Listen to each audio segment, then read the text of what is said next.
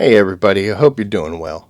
Today we're going to talk about Colossi, where we started with them, where they're at now, and where they're potentially going to be in the future. When we were first introduced to Colossi, most of it was through these kind of trailers that they created prior to the game's release.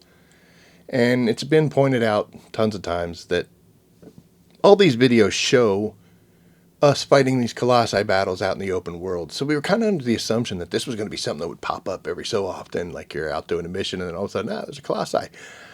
But in actuality, it was a set place that we fought. You're only going to fight Swamp Walker in the same location. He's never anywhere different. Now, they do have an announcement now that they're going to have open world colossi battles in the future. And I'm a little apprehensive because what's this going to be? Is it going to be like a public event that anybody on the map can do? Which I don't think is going to work too well because there's never that many people on any given map. And is this something that you're going to be called to? Or is this literally just going to be replacing the current arena with a map? And it's just a visual thing. I'll give them credit. We're fighting void intercept battles. We're trying to get them before they get to Ingress. So yeah, it kind of makes sense that we're fighting them where we are. But we're gonna have to see what ends up happening when they bring these guys into the open world. Now, our first real encounters with any of these colossi was during the campaign, back in the normal mode, where every time you'd finish off a map, you would fight a colossi. And there were some problems. Everybody had their stopping points. They'd hit a wall, they'd have to readjust and change. But some of these guys did have some kind of integrated problems here. I bring up like Dead Bride. There were several fights I've done with her where she would just walk off to the outside of the map. She was so far away you couldn't see her, couldn't shoot her. She's still wailing on you from out there in the distance, but and in those days the lava hurt no matter whether the Colossus was alive or dead. I actually did a Swamp Walker fight where me and the team got him to go frenzied, and he was right beside some architecture that he hadn't smashed through. So when he squatted down and those little canisters popped out of his knees, one of them was fully inside the little rock pillar. And we tried skills, we tried guns, nothing could get through. So he was just locked. So when they made changes to where they calmed Dead Bride's movement out, and also they kind of made the architecture a little more destructible, those were good things, and good ideas. But my concern is the changes that they've made to these colossi that aren't just like glitchy issues. And let's go in depth into what these were. Now, until we fought Obstructor, we really didn't have a mechanic to deal with.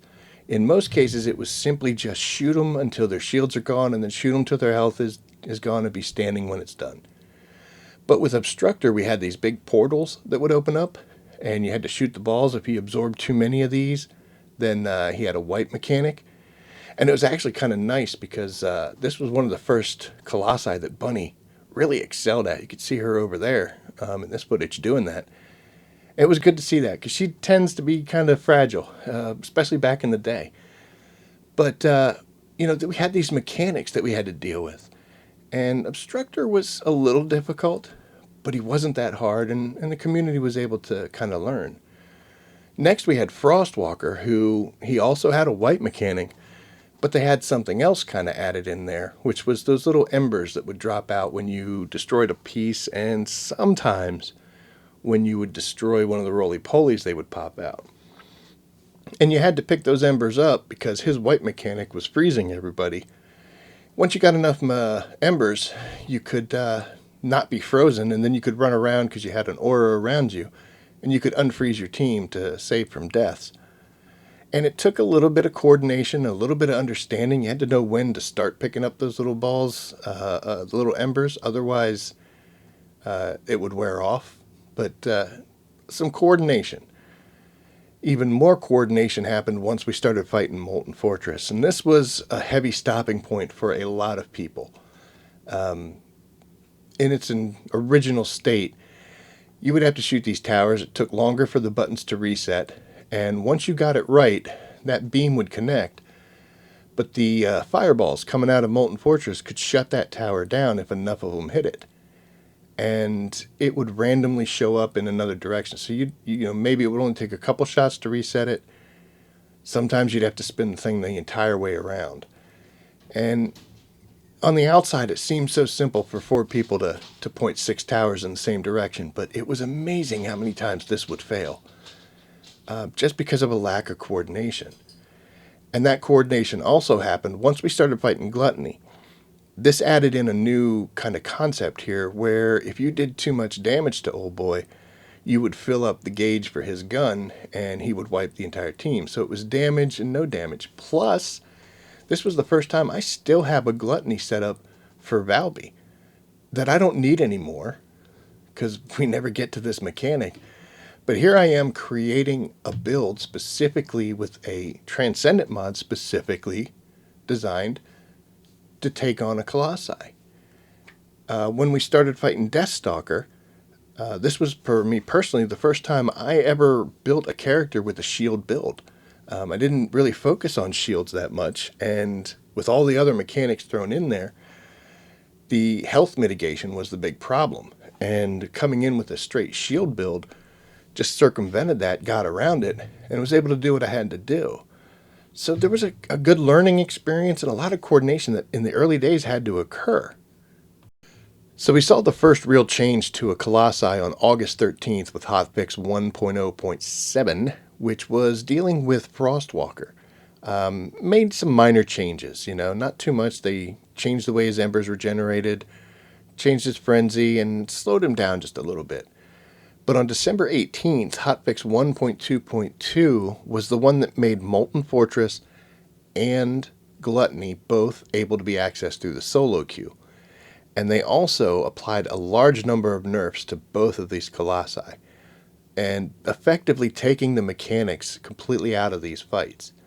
The towers for Molten Fortress would stay. Even after they got hit with the fireballs, they would no longer have to be reset. They would lock.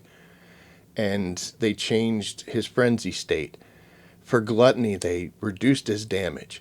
They cut back his melee attacks. They increased the amount of cooldown we could do on him. They made the impurities auto track once they got within 15 meters of him. So they made some drastic changes to the way these Colossi battles were fought, mainly by taking the mechanics and just throwing them out the window. And that, what was the purpose of that is the question that I've always asked. And was this the actual best way to get the result they wanted? And I'm not real sure.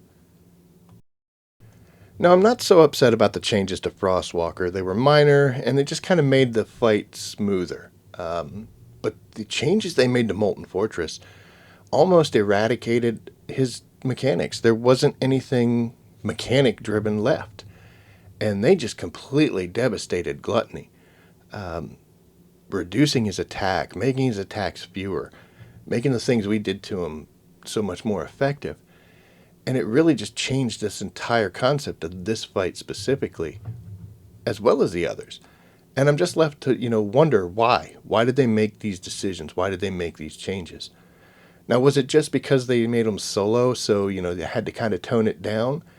If you were even remotely on Reddit, you would notice there was tons of people that were constantly calling for nerfs, not just Molten Fortress, but for everybody. So the community was very vocal about it. And Nexon and Magnum, they saw something, so they made changes. Now let me throw out some opinions I have on the current problems with the Colossi battles. First off, mechanics aren't well described. And to be honest, they don't have to be, because we need to have a better method of co-op play. And there needs to be more of an incentive to do so. I don't want this fight to be explained to me, do this, do this, do this. I want to learn on my own.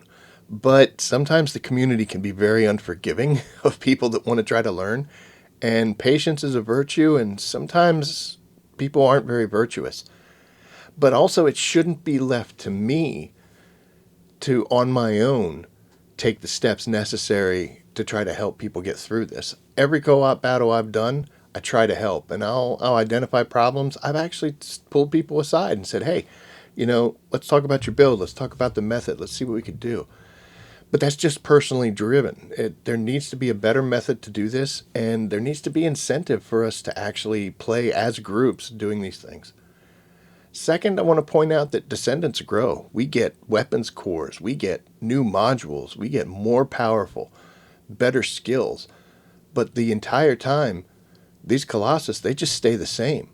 They're not growing with us. So once you've authoritatively beaten one, that's going to be the case always. In fact, it's just going to be worse for him.